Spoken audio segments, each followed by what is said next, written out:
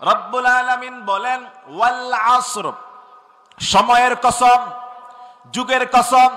কোন কোন মুফাসসির বলেছে আসর মানে আসরের নামাজের কসম, সময়ের কসম।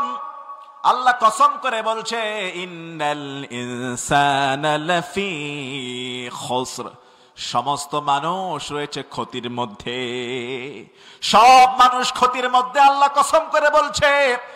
2 নম্বর আয়াত, 3 নম্বর আয়াতে রব্বুল আলামিন জানিয়ে দিলেন কিন্তু সবাই না, 4টা গুণ, 4 শ্রেণীর লোক, 4 প্রকারের লোক বাদে 4টা গুণ যার মধ্যে থাকবে, ওই 4 প্রকারের 4 গুণওয়ালা লোক ছাড়া বাকি সব মানুষ ক্ষতির মধ্যে রয়েছে ঘোষণাকার।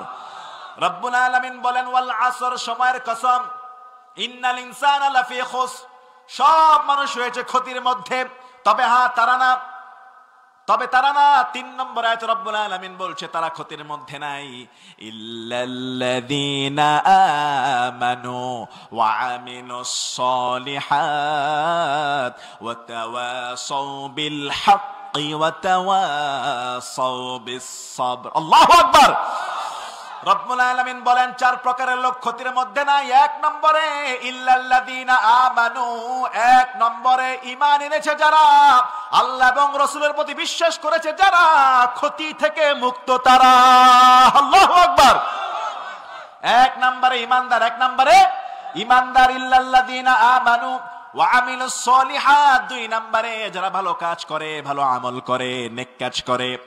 নেকের কাজ যারা করে, যেমন নেক কাজ, আপনি এখন এই তাফসির মাহফিলের ময়দানে নেকের কাজ, তাফসিরের বাইরে যারা ঘুরঘুর করছে নেকের কাজ না। ইল্লাল্লাযীনা আমানু ওয়া আমিলুস সলিহাত, 2 নম্বরে যারা সলিহাত ভালো কাজ করে, নেকের আমল করে, ওয়া তাওয়াসাউ বিল হাক্কি, 3 নম্বরে যারা হকের কথা বলে, হক কথা বলে, শুধু হকটা নিজে মানে না, সমাজের মধ্যে বলতো সাহস রাখে। হক কথা বলতে গিয়ে কত আলেম জেলখানায় ঢুকেছে, হক কথা বলতে গিয়ে কত মানুষের ফাঁসির কাষ্টে ঝুলেছে, তারপরেও হক কথা বলতে যারা ভুলে না, হক কথা বলতে যারা ভয় পায় না, তারাই হলো রবের রবু, আসল বান্দা। ঠিক কি না? ওয়া তাওয়াসাউ বিস সাবর, 4 নম্বর হলো যারা সবরের কথা বলে, শুধু নিজেই সবর রাখে না, মানুষকে সবরের উপদেশ দেয়। কয়টা গুণ বললাম? জোরে জোরে বলেন। 4টা গুণের কথা বললাম। এই 4টা গুণ যার মধ্যে থাকবে তারা ছাড়া সব মানুষ ক্ষতির মধ্যে। কার কথা? কার কথা?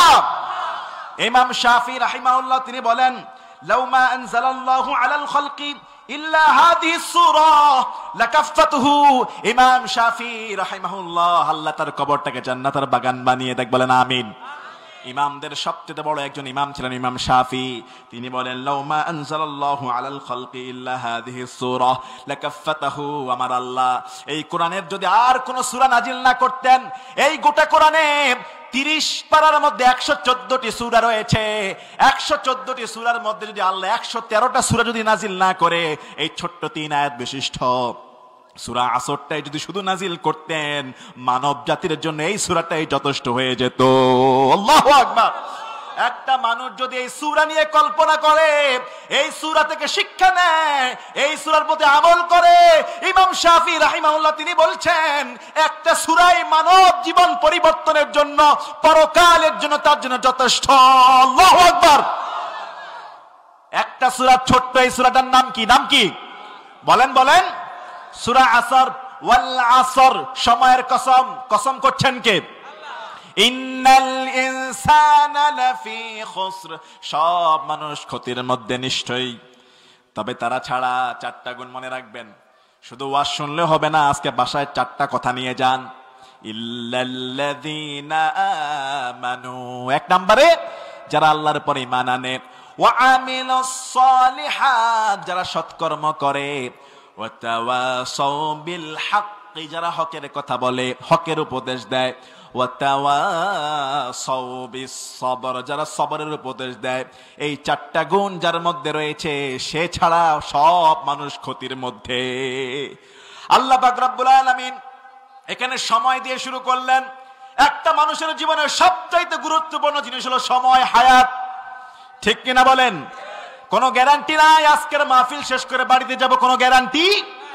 রাকিব নামক যুবক ছেলেটা, তারও তো একটা স্বপ্ন ছিল, 50-60 বছরের একটা আশা। কথা বলেন না কেন?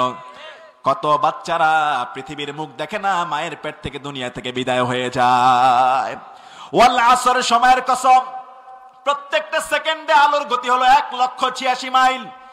প্রতি সেকেন্ডে আলো দৌড়ায় 1,86,000 মাইল গতিতে আলো দৌড়ায়। আমাদের হায়াত প্রত্যেকটা সেকেন্ডে সেকেন্ডে কমে যায়, প্রত্যেকটা সেকেন্ডে সেকেন্ডে আমাদের হায়াত কমে যাচ্ছে। ইমাম রাজি রাহিমাহুল্লাহ তিনি একজন মনীষীর উক্তি কোট করেছেন। একজন মনীষী তিনি বলেছে, সূরা আসরের তাফসীর তিনি বুঝতেছিলেন না, কেন আল্লাহ সময় দিয়ে শুরু করলেন, কেন আল্লাহ বললেন সব মানুষ ক্ষতির মধ্যে রয়েছে, কেন আল্লাহ সময়ের সঙ্গে ক্ষতির সঙ্গে মিলালেন। মনে রাখবেন মুসলমান, যেখানে ক্ষতি, ক্ষতির বিপরীত হলো লাভ। ক্ষতির বিপরীত কি? লাভ। লাভের বিপরীত ক্ষতি। ওই মনীষী বলছে, আমি সূরা আসরের তাফসীর বুঝতেছিলাম না, এটার মানেটা কি, আল্লাহ কেন সময়ের কথা বললেন। ইমাম রাজি রাহিমাহুল্লাহ সেই মনীষীর কথা উল্লেখ করেছেন। সেই মনীষী একদিন বাজারের মধ্যে দেখছেন একজন ব্যবসায়ী, বরফ ব্যবসায়ী। বরফ চিনছেন তো? কিশোরগঞ্জের মানুষ বরফ ব্যবসায়ী। ওই ব্যবসায়ী চিৎকার মেরে বলছে, তোমরা তার উপর রহম করো যার পুঁজি গলে যাচ্ছে।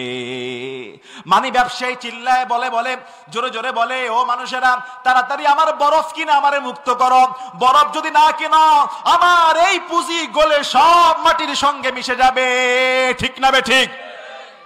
ইমাম রাজি রাহিমাহুল্লাহ বলেন, সেদিনকার পর থেকে সূরা আসরের তাফসীর তার আর বুঝতে কষ্ট হয় নাই। প্রত্যেকটা মানুষের জীবন একটা বরফের মতো। ঠিক না বে ঠিক? বরফ যেমন আস্তে আস্তে গলে যায়, মানুষের হায়াত ঠিক তেমনি গলে যাচ্ছে, পুড়িয়ে যাচ্ছে। একটা সেকেন্ডও গোটা পৃথিবীর সমস্ত শক্তির ক্ষমতা নাই ধরে রাখার।